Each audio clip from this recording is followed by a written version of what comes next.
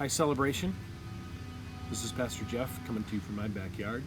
And today I'm going to talk to you about something that we might find a bit painful. You may have noticed in recent years that the Christian church no longer holds a central place in the life of your community as it once did. Some of us may grieve that loss.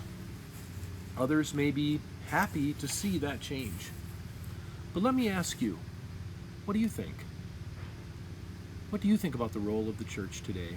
You can leave me a comment below with a memory or a thought on the role of the church, past, present, or future. Here's a historical perspective for you. For the first 300 years after the death and resurrection of Jesus, the Christian movement was small and somewhat inconsequential. Under Roman rule, Christians were martyred and openly persecuted. But then in the year 312, two power-hungry men battled openly for control of the Roman Empire. One of them was named Constantine. Before a battle with his enemy, he prayed, he looked up at the sun, and he saw a cross. That night, he dreamed about Jesus. And the next morning, Constantine's men all wrote a Chi Rho on their shields.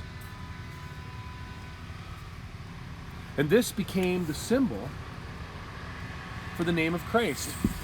We still see it in churches around the world.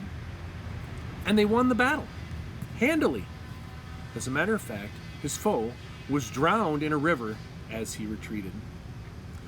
Constantine's armies marched triumphantly into Rome under the cross of Christ. Can you guess what happened next? Christians were no longer persecuted. In fact, Constantine believed Christ to be his personal patron. Now, the church and the government operated as one. And what did the church gain? A lot. They were supported by the emperor now. They were no longer killed for their faith. That was a good thing. The church gained earthly power, money, and peace. And the church took a central role in the life of the community. That sounds like a dream world for Christians, right? But in winning, the church also lost something. The cross, which began as an emblem of Christ's sacrifice, now became a good luck charm and a sign of assured military victory. The church grew, but sometimes people joined just to hedge their bets against other religions or to improve their social status. Religion became not much more than a badge of citizenship. We still fall into that trap, don't we? I know I do. We want the church to be successful. We want the church to grow, but the question is, why? Do we want the church to grow because it feels good to be part of a growing congregation with a great youth program and rockin' worship? And do we want the church to grow merely because it makes us feel good and successful? Or is there more? After all, success is a mark of our community, right?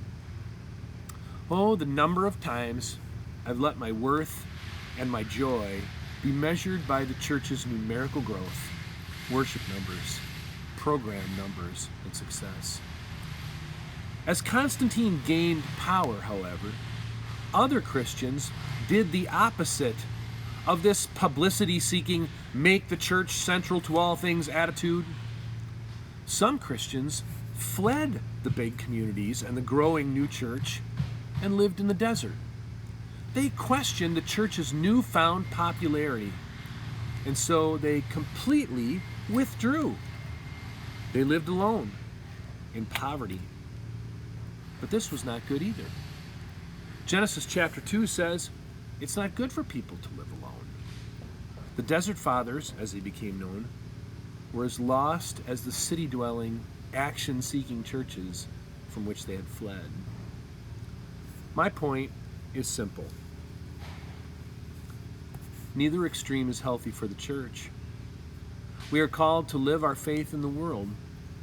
And Christians should be involved in the civic arena, in politics. We shouldn't withdraw from the world God has made.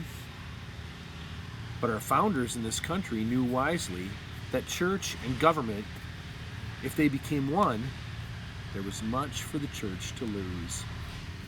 And Christ does not call us to dominate the scene, to snuff out every competing voice, or even to build a Christian nation. When we do that, we may gain much in earthly power and attention, but lose our freedom, our unique voice as Christians, and the depth of faith found in the community of believers. The truth is, the church may be more vibrant and alive when it's not the center of power and authority on earth. And we may mourn the fact that the church is no longer as central as it once was. But truthfully, that's closer to our roots. We may do more effective ministry from that perspective. As an example, in 2018, a Pew Research study showed that in European countries where the church is part of the established government, 91% of people are baptized, but only 22% attend worship monthly. A few years ago, a consultant visited Celebration, and he said something really memorable that night. He said, "There was a time when the church was a teller. We told people what to do. We're not tellers anymore. We should have never been tellers. Today, we're inviters." And that's what Jesus did. He invited followers to know God by following him. Jesus is not the personal patron of any governing body on earth. His cross is not the emblem of a nation's victory. It's a sign that God knows your suffering, your tears, your heartbreak. The cross is a sign that God can and will redeem in the midst of horrible things. What do you think the role of the church should be? Do you miss the central role of the church and the way it used to be? Or does the story of Constantine open your eyes to a new way of looking at the church, past, present, and future? And is it possible for the church to win big on earth, yet lose track of its heavenly calling? I know there are times in which I have gotten lost in my desire for God to merely give me success. I want to invite you to more conversations like this, and I want you to know God's love through the work of your church. We love you, Celebration. This is Pastor Jeff, signing off from my backyard.